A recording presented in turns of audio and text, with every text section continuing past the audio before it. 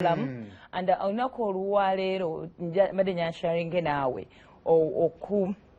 okwavidinga kalinga kayimba kali kebayita is a come is a go like obulamu tugezeeko okwewala ebintu ebyangu twandyagadde buli omu ekyangu buli omu ayagala soft life buli omu ayagala nga tewali yandiyagadde kuzibuwalirwa bulamu naye ate munnange ebintu ebyo ebiri very simple birina ekyo bijja okumisingisa gwe ng'omuntu buli omu alina mumala kakaalukana kwe tuyita okukakaalukana kale sayima okoleyo ekyenjawulo hafi kyatasobola kukola saagala lowoozese bantu nti okukola ekyenjawulo olina kukozesa amaanyi anti olaba munnange ebintu ebyo kyobola nze lumu natuulako ne ŋŋamba naye kaakati abantu abakola kino bo baavaawa bo baazaalibwawa olumu ebintu ebiyinza otutwawulako katugambe kale ng'abakulembeze ogambe naye omuntu ajjayo ebitabo bye nga gwe munnange oli ensoma yo teyagenda wala n'omanya kale awo wakkubidde naye ate singa ofuna chance ogamba ye lwaki ali awo nze sisobola tuukawo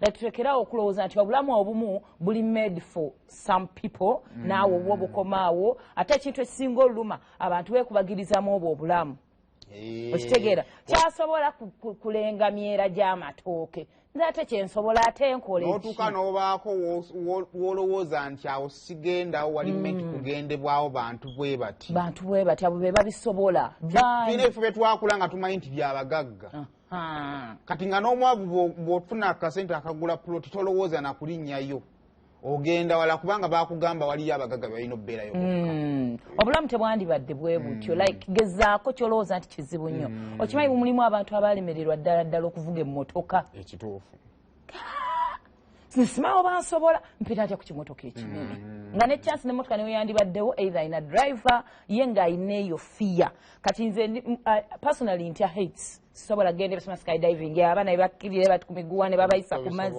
sibisobola ntya ebbanga ntya nnyo kati kwa ne muni ogenda kukola ki wala n'ennyonyi like ate nakyo kwali kugezaako like to face your fears ebyo olaba ebyo byosinga okutya ebyo bifacing olaba oba onoofa ate munnayo tosobola so ogezaako naye kati nogaba bakikola bo baabaki kati waliwo akaboozi kastori nkafunziza nnyo kastori k'emmese omanye emmese erina obbeera mu nnyumba ng'enoonya ekyokulya yeehantingira kati bagikola nga olaba ekifaananyi ekyo bwe kiri yo we yatuuka obulamu soft life ng'akamere kali awo kungulu kumbe trap nerya emmere paka we yagwamu kati bwe yatuuka n'egwamu tesobola atevaamu buli we yalyanga ng'yesimira kinnya buli bwe yalyanga nga yeesimira kinnya kati mu kino ekifaananyi ekirala nga esseeyo tekyasobola fuluma kati ate eyali yenoonyeza akamere erina kubeerawo paka ebaligireetera akamere so obulamu bulina kubeera ng'ogezaako obulamu buli omu kyasobola okukola tekikyakola makulu lwaki omuntu wandyavoidinze nnyo soft life oba wandyavoidinze nnyo obuntu obwangu buli omu byasobola okukola ekisookera ddala kiringa kyetugamba mbu shots at temporary success tubiraba oli yayagala sente ez'obwangu nvubuka mutayagala avuga emmotoka eri n'eri ebiseera ebisinga ojja maliriza ne baba nti yali mwana nti bazadde be baaleka atunze maali y'abazadde baba babeera baffere omwana omuwala ayagala obulamu obwangu afumbire omusajja omugagga nabo balina ebizibu byabwe ate obakuwa buli kimu ate ogenda kukola kibeera mu nnyumba n'akusibiramu obwo obulamu n'otukanga buli kimu kiweetaaga okirina naye nga kiri awo kyetooloddemu ennyumba bw'ogifuluma buli kimu kiba kiweddewo olinga slave tosobola kwetakulira oyagala bikusanga awo kati obulamu bu ending up bambi nga tebiendinze bulungi naye nga ffenna bye twandiyagadde naye birina ebizibu byabyo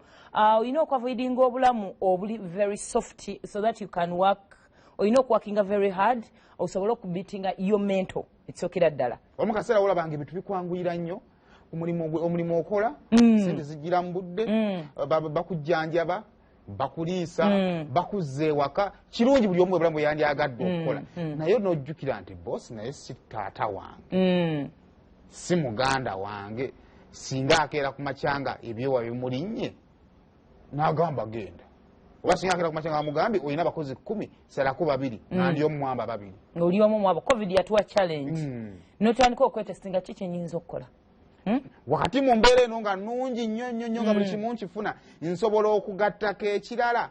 I've heard of a friend agamba nze so atandikawo ka business. Nze sisobola malako, sisobola nga capital mulina sente omusala guno oguva eno gujja ku account gujjudde guti. Tasobola challenge nga atandikawo ka business agenda kumalako atya. Abakozi bajja kunstressinga nze, bajja kunziba. Nze bane nabitinga atya time eno wa boss bange ate nga bwe ngenda ne kudduka bane hafi sisobola. Like obwongo bwo tobuchallenge nga bwebwe kyebumanyi kera kumacha genda mu office ya musajja mukolera kuddawo. You never challenge your mental. Tojigezesa. Kulokubanga tuchikiriza anyone buli kimu ekitono omuntu asobola okikola. Era nga mental yo tugibuildingira ku sweat, fear ne grit. Okugeza Sweat, fear, okubuildinga your mental and what we call grit.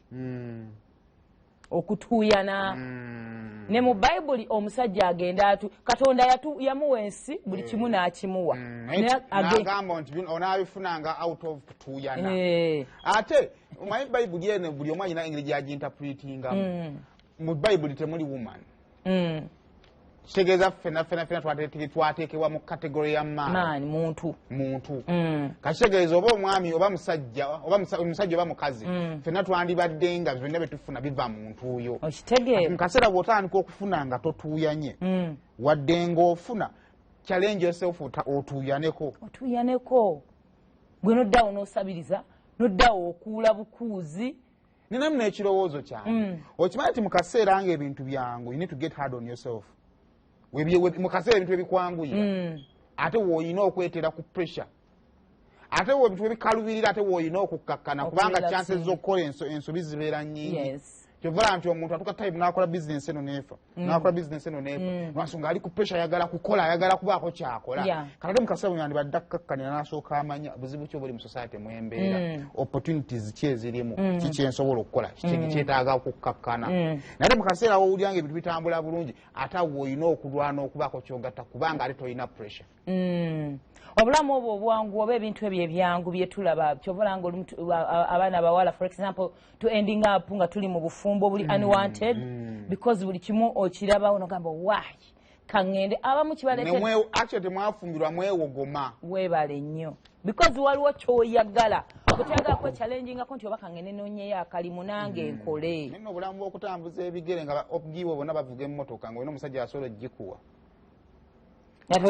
Abaddeyo n'amuwayo obwana bubiri asinga. Naye tomanyi kye bayitamu. Tomanyi. Era tebajja kubuulira.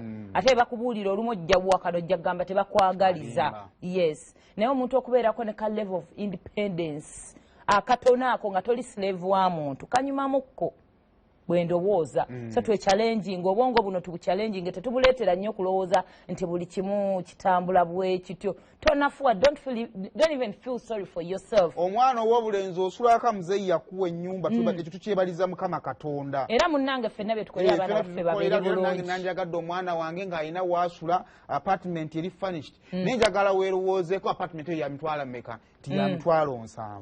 Challenge yourself nti I need to save emitwalo 7 gino buli mwezi. Sigenda ziwa muzeeyi ngenda ziteeka ku fixed deposit account yange buli mwezi zirina okugenda kubanga I'm supposed to pay it. Yes. Ndabyeko abavubuka eyo gye tutambulira nga kivuka kibadde ebbanga kitambula na mugagga n'ogamba onaabeera waatya. Emmotoka y'omugagga weri ye tabafaako we mutuuka ne mwawukana naye ng'abawaayo ekyebiri ekitwalo. Are you going to be in that life obulamu bwo bwonna? Bw'oli awo oliwo olole wa mugagga. Challenge yourself. Take a step. Ngwana oyo gwegomba obugagga bwe nga bw'obwegomba kale abeere kyakulabirako gambe naye omusajja ono oba mufere oba mukozi nga ssente ze zaalaali kuba oli kumpi omanye amazima n'ogamba naye kaakati nze nange ndi musajja lwaki mbeera mu bigere bya musajja munnange like this. Challenge yourself. Obwongo bwo sukka waawo awo w'oli. Yes. Bakigamba nnyo nga Adamu we bakimugamba. Teyetise Mukama awo omu yalinga akyogera. Tracy box. Also, you should set your challenge. You should avoid easy things so that you can build your muscles. This is a common knowledge eri athletes. Kati when I used to go to the gym, nze njagala manyi waddukanga nti mama nga twasuba okulaba kumuddusa awangudde gold nga alina ebbiri. Gym eno. Nga ngamba bwe ngenda mu gym nga ngamba trainer wange. I want to tone my body. Sagala kukogga. Sagala banya omubiri gwange tegukula. Sagala kuyiika. Just njagala ennyama ebeere ku magumba. Sagala njagala nga guli awo guli tondi bulungi nnyo. Kati nze nga mmanyi nina genda ku byuma kola ebyo squats biki nangamba nedda it is step. Weight yo inasooka nga gwe omuntu ogisobola through aerobics okubuukabuuka kati nga nze ndawo bw'onsobola obubuukabuuka ndaba bwangu nga ndaba ali kumalira budde tomalira budde nze manyi kyenjagala okukola nanga tekigenda soboka sooka manage because wokola ezo aerobics otuuka ng'osobola some people omulaba nga ali nga tasobola kubuuka fuuka nannyini wa mubiri gwe tasobola kubuuka tasobola kudduka talina kyasobola omubiri tagusobola kati bw'otuuka then weights wezigenda okuyambako that is why abasajja bababeera mu gym atuuka nga eyali asitulanga 5 kgs nayongerako 5 endala neziwera 10 to 15 ogenda weechallenge ngoza because 5 otuuka zali tosobola ng'ozikuba nga kafuuse ka bulijjo kati ne mbwongo nti I can use this phone mulimu ebintu essimu eno ebeera wano nga erimu ebintu bingi nnyo naye nga sebo otya n'okubikkulako ekintu ekimu mbw'oyinza ogirookinga gwe essimu ogirina omanyiiko whatsapp lowooza ku lunaku lwasooka ogenda mu practical ya kompyuta mu kompyuta obwo obweru ne master amwe yali smart muye abasomesa nga kompyuta babanga smart ne master amwe yalinga smart bagikutuuza mu maaso bwoti nga tomanyina wababiyita first of all ate najjukira obeera oli ogatta theory ne practical n'ojjukira button on a PC n'onyiga ki kati nekola saawo nga temwakasoma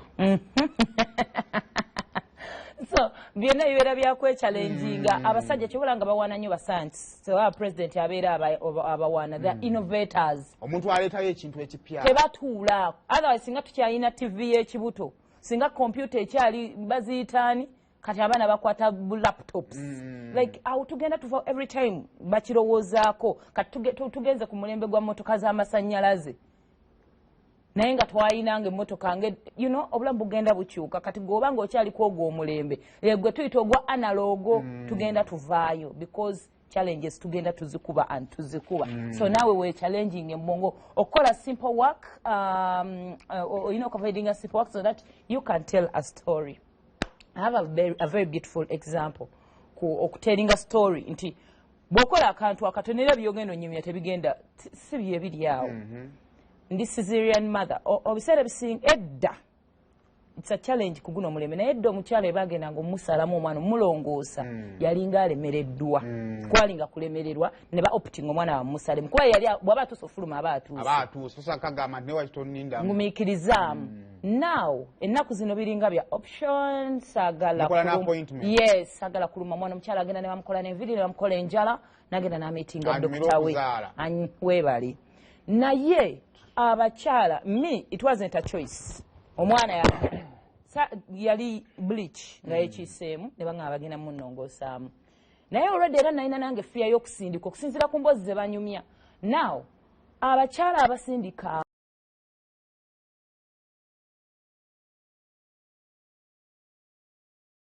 abaana kyobulanga olumu abantu bakitwalanga ekyomuzanyo I've heard people saying bw'oba omwana tewamusindika naturally towazaala mwana kuba omwana story etandikira eno ebisa byannuma n'empunga n'engweddalu n'enkola ki bamusawo kizze kikino kizze come and beat me the hand but bwensomye eno layini nemmanyira ddala nti kati yeeye emboozi omukyala gyanyumya kuba ffe tukera dokita agamba kusaawa bweziti olunaku bwe luti jangu kyosobola okunyumya nti nina ekiwundu n'omwana wange wuuyo naye oli anyumya kwe kuzaala so waliwo emboozi because they challenged themselves natuka pushing omwana n'obulamu ebirala yonna gye mugenda kutuwa nga byengoba ebiri ebya sky because ebiti ebyo oyina emboozi ey'okunyumya because you challenged yourself notagenda ku kyangu nawe challenginga nga tumaliriza avoiding ebintu ebyangu okubuildinga legacy tuyina ba legendary osobola kuleka mukululu ng'okoze ebintu bya bulijjo twabiraba alabadda sigwa bibaddewo bya bulijjo byokola nawe oyagala tukwogereko nti oli muzira you know abazira tulabye abasoldiers bebawa medals tulabye naffe kenyini mu companies zaffe end of year bawadinga abantu abakoze obulungi not because temukoze bulungi era bosi wamwe abebaza bannange mwebale kukola company mwagituusize walungi yes asukkulumye nga yakola mmwe bye mutakoze ali ordinary ekyo kyo kyangu nnyo so mu mbeera ng'emu buli kimu kyokola gezaako gwokola ekisingawokko oleko omukululo ochallenginga obwongo bwo onyumye story kwe kukwavoidinga simple work actually ndowooza nga tumaliriza ensonga etulemesa olumu okusukkawo kwe kulowooza nti ekyo kiba kikomye one time nali njogera n'omuntu ne mugamba naye omukyalo oyo atunda amanda tosobola kugatunda neki kyenyinza okugatta ku manda nagamba tolina kyosobola kugatta ku manda